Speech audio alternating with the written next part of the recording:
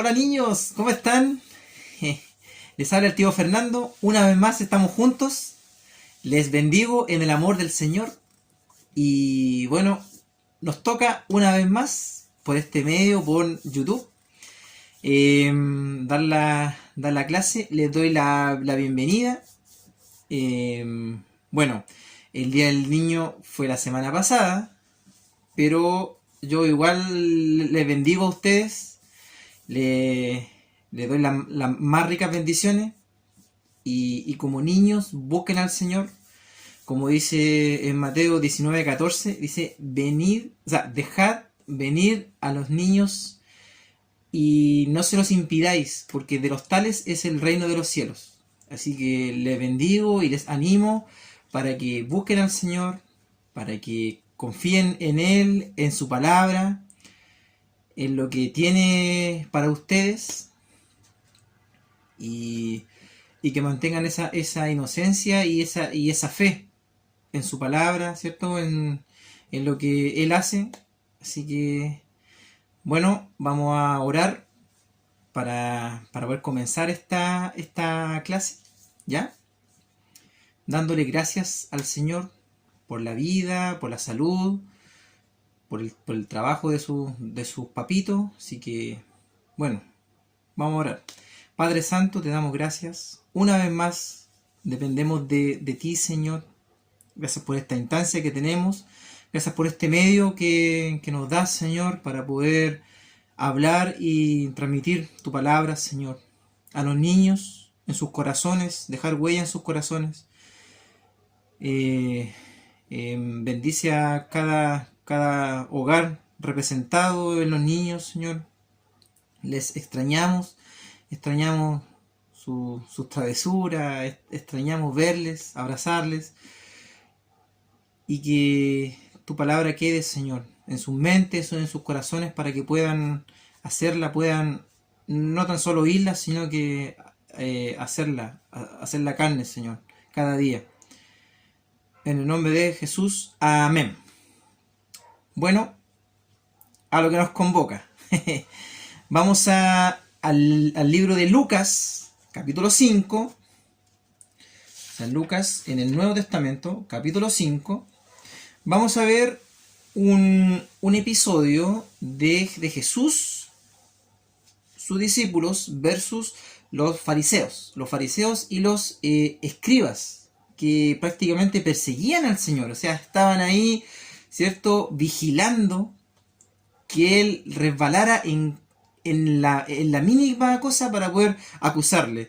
No sé, decir algo que estuviera fuera, ¿cierto?, de la ley o fuera de lugar para poder señalarle y poder, ¿cierto?, acusarle finalmente.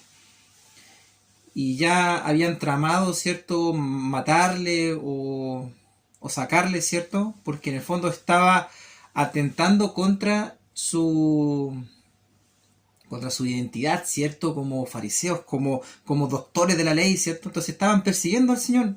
Siempre estaban apuntándole con el dedo, siempre estaban, ¿cierto?, señalando.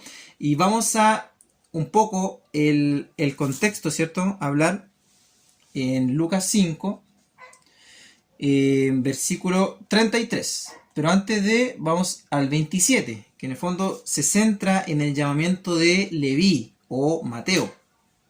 Dice en el 27, 5:27, dice, después de estas cosas salió y vio a un publicano llamado Leví, sentado en el banco de los tributos públicos, y le dijo, sígueme. Ustedes comprenderán que en el tiempo de Jesús, ¿cierto?, era un gran honor que un maestro te llamara para poder aprender, aprender, ¿cierto?, la Torá o los 5 primeros libros, ¿cierto?, el Génesis, Éxodo, ¿cierto?, los libros antiguos, de mano o de boca, en este caso, de un maestro. Si no era así, cada persona tenía que hacer el trabajo de su padre. Si ustedes saben, ¿cierto?, tenemos a los 12 discípulos, a los más cercanos del Señor, eran pescadores, otros tenían otro oficio, ¿cierto? En este caso, Leví. ¿ya? Pero no me voy a centrar en Leví, sino que vamos a ver qué es lo que le dicen, ¿cierto? Porque después Leví le hace una gran fiesta al Señor. O sea, estaba tan contento que él se haya fijado en él, ¿cierto? Que él le hace una gran fiesta. Y comen, ¿cierto? En una fiesta. Es como que ustedes van a un cumpleaños, ¿cierto? ¿Qué es lo que hacen en un cumpleaños? Comen, ¿cierto? Dulce, chocolate o torta, ¿cierto? Chocolate caliente y así, ¿cierto? En un cumpleaños, en una fiesta. Entonces, en el versículo 30 dice, y los escribas y los fariseos murmuraban contra los discípulos diciendo, ¿por qué coméis y bebéis con publicanos y pecadores? Respondiendo Jesús le dijo, los que están sanos no tienen necesidad de médico, sino los enfermos. Y aquí me quiero detener un momento, porque los fariseos y los escribas, ¿cierto? Eran campeones en hacer obras. Ellos decían, no, yo hago obras para poder ganarme el cielo o poder, ¿cierto?, tener el favor de Dios. Entonces, aparte de ser rigurosos en la ley, ¿cierto?, ponían ley sobre ley. O sea, no sé, tenían muchos mandamientos como de hombre. Entonces, como que prácticamente colocaban una carga más pesada a las personas que querían entrar, digamos, al cielo o querían conocer, ¿cierto?, a Dios. Entonces ellos colocaban una carga pesadísima sobre otra carga. Ya, si ya el tema de los mandamientos, ¿cierto?, era complicado, ellos le ponían más carga. Entonces eran campeones, ¿cierto?, en hacer buenas obras para que el mundo pudiera ver que ellos eran intachables, eran santos, ¿cierto? Entonces vemos aquí que ellos tampoco comían con publicanos, comían con pecadores. Ellos no se acercaban. Entonces ellos reclamaban porque ellos comían con pecadores. Y aquí Cristo le da una lección que dice, respondiendo Jesús les dijo, los que están sanos no tienen necesidad de médicos, sino los enfermos. No he venido a llamar a justos, sino a pecadores al arrepentimiento. Y aquí vamos al tema central. Seguimos en Lucas 5. En el versículo 33 dice, entonces ellos le dijeron, ¿por qué los discípulos de Juan ayunan muchas veces y hacen oraciones, y asimismo los de los fariseos, pero los tuyos comen y beben? Aquí no es el tema con respecto al ayuno propiamente tal, sino que van a ser sobre por qué ellos, o sea, los discípulos no ayunaban. Y aquí Cristo les dice, ¿podéis acaso hacer que los que están de bodas ayunen, entre tanto que el esposo está con ellos? Como les decía, una boda o un cumpleaños, ¿qué es lo que hace? Está alegre, ¿cierto? Come, ¿cierto?, a destajo, ¿cierto? Pero dice, más vendrán días cuando el esposo les será quitado, entonces en aquellos días ayunarán. Pero acá no nos vamos a centrar, ¿cierto?, en el tema del ayuno, sino que en los que viene aquí a continuación. Entonces les dijo también una parábola.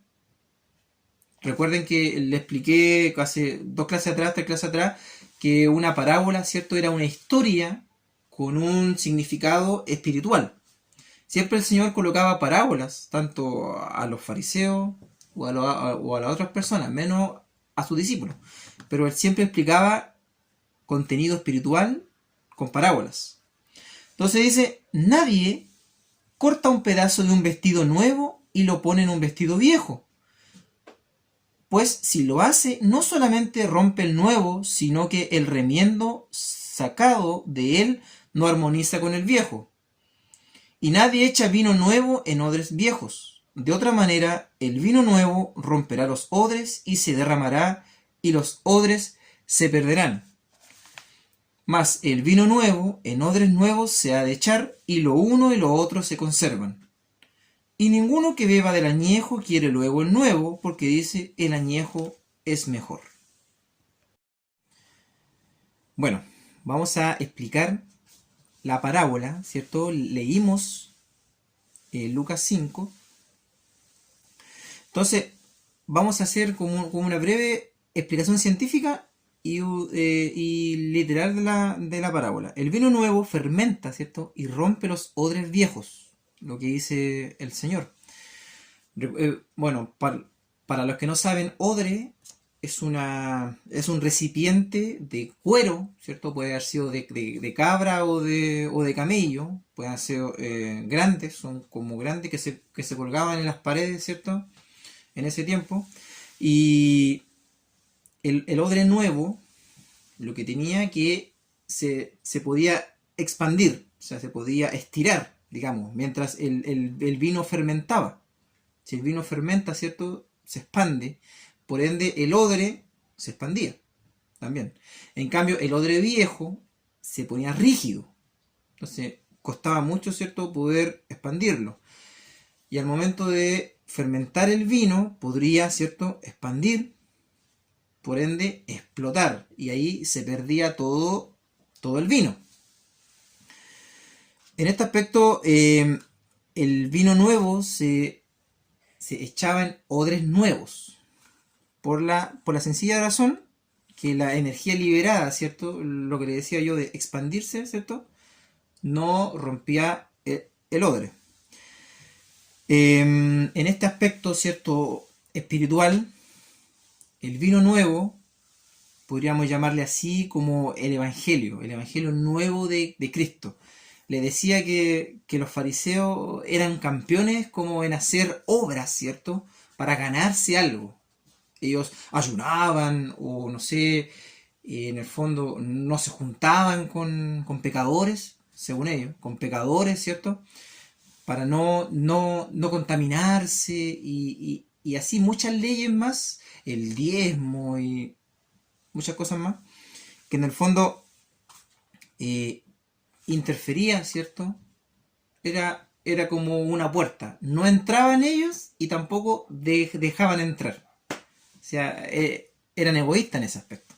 Pero vemos aquí, ¿cierto?, el vino nuevo, que es el Evangelio de Cristo. Cristo vino, ¿cierto?, introdujo el nuevo pacto, por decirlo así, ¿cierto? La buena nueva de salvación, la buena noticia, ¿cierto?, de salvación. En este aspecto, ¿cierto?, vemos que los odres viejos, ¿cierto?, eran como las tradiciones, ¿cierto?, judaicas, que le decía yo que en el fondo, tanto como en patrones de conducta como de pensamiento, o sea, ellos eran, como ahora le decimos, ¿cierto?, acá en la iglesia, o eran legalistas o religiosos, ¿cierto?, que a punta de acciones o de hechos, ¿cierto?, ellos pensaban que se podían ganar el cielo, o eran hijos de Abraham, ¿cierto?, por el solo hecho de ser judíos. Entonces, vemos, ¿cierto?, que Cristo confrontó y siempre confrontaba a los fariseos. Siempre ¿cómo se dice? Eh, como le llegaba como a la médula, ¿cierto? Y siempre sacaba sus faltas, ¿cierto? Por su religiosidad. Y vemos acá en Mateo 9, vamos a buscar Mateo. Recuerden que esto está en el contexto de la fiesta de Leví. Leví o Mateo, ¿cierto? Y acá Cristo, en 9:12, ¿cierto? Dice, al oír esto Jesús les dijo, los sanos no tienen necesidad de médicos, sino los enfermos. Y en el versículo 13 dice, id pues y aprended lo que significa, misericordia quiero y no sacrificio, porque no he venido a llamar a justos, sino a pecadores al arrepentimiento. En este aspecto, ¿cierto? Ellos no se juntaban con pecadores, no se contaminaban quizá, ellos ayunaban muchas veces para que el resto pudiera ver, sí, ellos son santos. Entonces, en este aspecto, ¿cierto?, Cristo va más allá, siempre atacaba el corazón, siempre atacaba las intenciones del corazón. Entonces, lo mismo sucede con nosotros. Les decía que probablemente ellos eran religiosos, eran muy legalistas, como Claudio enseñaba, ¿cierto? pocas semanas atrás, como una tablita, ¿cierto? El religioso o el, ¿cierto? O el que era del libertinaje. Recuerden que hace como 2 semanas atrás yo les enseñaba de los frutos. ¿Se acuerdan que éramos comparados como árboles? En este aspecto, ¿cierto? Estaban los frutos de la carne y los frutos del espíritu. Entonces, el que anda en espíritu, ¿cierto? Tiene amor, tiene compasión, misericordia, tiene fe, ¿cierto? En cambio, frutos del espíritu surgen las enemistades, ¿cierto? Los pleitos, las envidias. Entonces, en vez de surgir cierto gozo por haber cierto llamado a un publicano que en ese entonces era enemigo público de los judíos por ser pro Roma, ¿cierto? Él cobraba impuestos, ¿cierto? Y muchas veces se enriquecían más de la cuenta. En este caso, Cristo llamó a Leví, que era un publicano. Como decía, era un pro romano. Y finalmente Cristo, ¿cierto?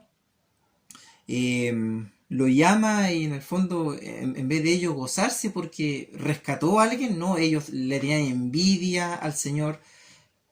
Cristo hacía milagros, ¿cierto? En días de reposo. Y así, muchas cosas. Y siempre atacaban al Señor. Siempre estaban en contra. Entonces, Cristo va más allá, como les decía. En vez de las acciones externas, Cristo atacaba las internas. Recuerden que del corazón, como es engañoso, surgen, ¿cierto? Los pleitos, las contiendas, la guerra. Entonces, el vino nuevo en los odres viejos, en este caso, ¿cierto? Las tradiciones, todo el tema de los fariseos, no pegaba, no juntaba. Entonces, ¿qué es lo que busca el Señor? El Evangelio de Cristo en los corazones. Recuerden que cuando les enseñaba yo mismo de la parábola, ¿cierto? Del sembrador, que cuando la palabra, ¿cierto? Es sembrada en los corazones. Recuerden que nuestro corazón es un terreno, puede ser un terreno fértil o infértil, comido por los pájaros o con hierba, ¿cierto? Todo esto se une, ¿cierto? Entonces, tenemos que las tradiciones son los odres viejos, son patrones de conducta y de pensamiento. Tenemos los odres nuevos, que son las nuevas actitudes necesarias, nuevos corazones receptivos, ¿cierto? A la palabra. Y quiero decirles que eh, tenemos que vivir el Evangelio, ¿cierto? Como tal, tener misericordia con el otro, tener cierto amor por el otro. Hay personas que no tienen esperanza, que quizás estén temerosos por el virus todavía, tengan miedo, ¿cierto? Tengan inseguridades, quizás tienen parientes que se han enfermado, ¿cierto? En cambio, nosotros tenemos esperanza, tenemos donde echar mano a la vida eterna y tener frutos de arrepentimiento constante. Entonces, eh, bueno, Jesucristo y el Evangelio, ¿cierto? Son el vino nuevo, que en el fondo es echado en nuestro recipiente, en nosotros, en nuestro odre, ¿cierto? Y entonces, por ejemplo, tradiciones. ¿Cuáles serían tradiciones? Por ejemplo, no sé, un ejemplo, los católicos, que ellos hacen por obra, ¿cierto? No sé, ayuno o tener sacramentos, ¿cierto? La hostia, esas cosas, para poder ganarse el favor. O, no sé, en el mismo pueblo evangélico también surgen tradiciones. Por ejemplo, no sé, el tema del ayuno, no comer nada. O pueden haber miles de otras cosas, sino que, o orar arrodillado es orar, o no sé, o estar sentado, no estáis orando, no sé, hay miles de cosas, de puntos, ¿cierto? que son tradiciones que finalmente van cargando a los hombres, le ponen como una piedra pesada, ¿cierto? Y en el fondo va el tema del corazón, el corazón del hombre y las intenciones del corazón. Por eso Cristo le dice, misericordia quiero y no sacrificio.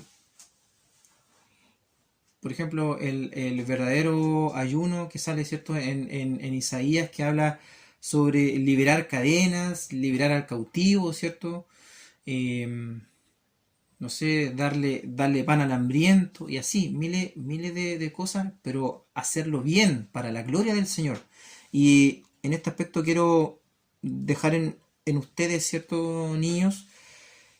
Que el verdadero cambio, el verdadero vino, ¿cierto? Es una relación con el Señor, con su evangelio, ¿cierto? Con la buena nueva de salvación a través de Cristo, y que es una necesidad imperiosa, ¿cierto? Que Él cambie nuestra vida, el trasfondo, ¿cierto?, que llevamos de la familia, ¿cierto? Que pueda cambiar y entrar su vino nuevo, ¿cierto?, del Espíritu, cambiar hábitos, cambiar comportamientos que en el fondo agraden al Señor, pero hacerlo para la gloria de Él, no para que seamos vistos por los demás. Y solo una verdadera relación con el Señor, solo una verdadera, ¿cierto?, conversión de los pecados y de acciones anteriores, en ignorancia quizá, eh, podemos ser cambiados por completo y poder llevar a otros, ¿cierto?, al conocimiento de la palabra del Señor, y ser cambiados y dar verdaderos frutos, ¿cierto? Lo que le explicaba hace 2 clases atrás sobre el tema de los, del fruto del Espíritu, ser lleno del Espíritu para ser misericordioso, lleno de amor, paciencia, que muchas veces nos falta, y, y quizá otras cualidades y otros dones que el Señor quiera otorgarnos. Así que les animo, les bendigo para tener una verdadera relación con el Señor. A pesar de su corta edad, ¿cierto? Poder buscar al Señor y tener frutos para su adultez. Me recuerdo cuando en mi adolescencia aprendía sobre Eclesiastés, sobre el predicador, cuando decía, eh, conoce, ¿cierto?, al Señor en tu juventud, para que cuando seas viejo tengas contentamiento. Y el verdadero contentamiento, el verdadero gozo es conocer al Señor. Les cuento cortito que he tenido una semana súper pesada, súper dura en el trabajo, y como que dejé de mirar al Señor por un momento y lo vi todo negro, todo mal, y después volver al Señor, a sus pies, tener paz en su presencia, tener gozo, y todo así como nuevo. ¡Wow! Como que cambió toda la visión. Y así que es eso, el tema de una relación con el Señor y tener cierto contentamiento en Él. Pueden pasar miles de cosas, problemas, pero si estamos cimentados en Él, ¿cierto?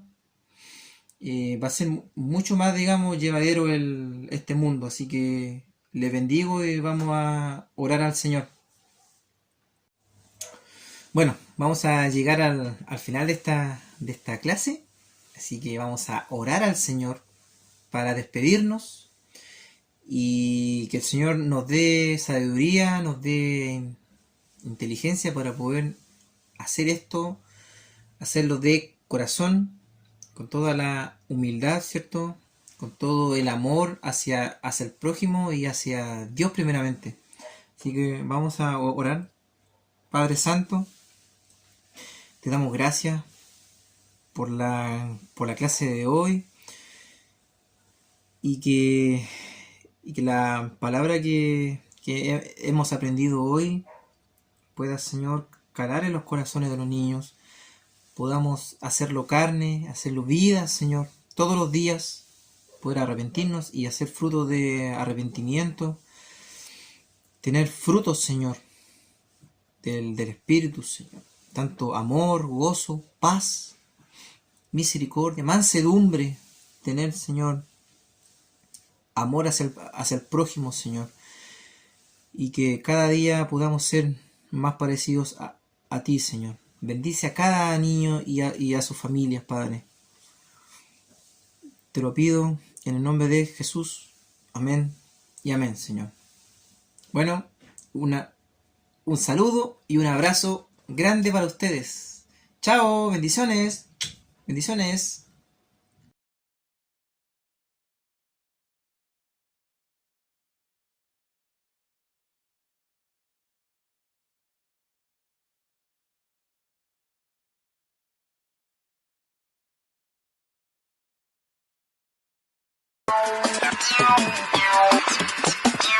No puedo dejar de cantar, no puedo dejar de brincar, no puedo dejar de alabar y bendecir tu nombre.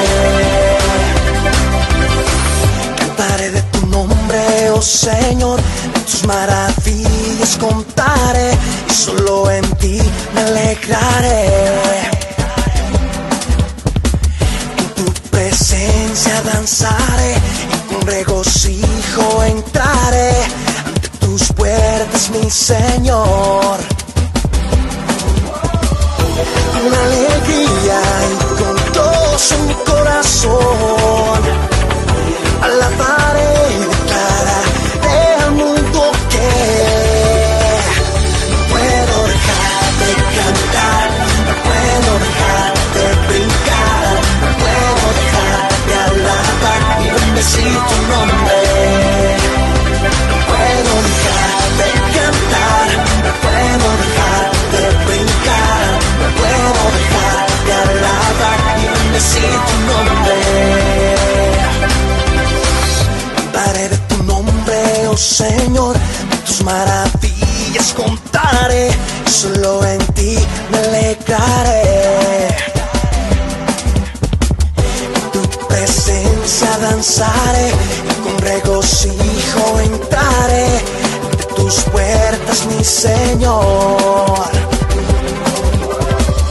Con alegría y con gozo en mi corazón, alabaré y declararé al mundo que no puedo dejar de cantar, no puedo dejar de brincar, no puedo dejar de alabar y bendecir tu nombre. No puedo dejar de cantar, no puedo dejar de brincar, no puedo dejar de alabar y bendecir tu nombre. Yeah.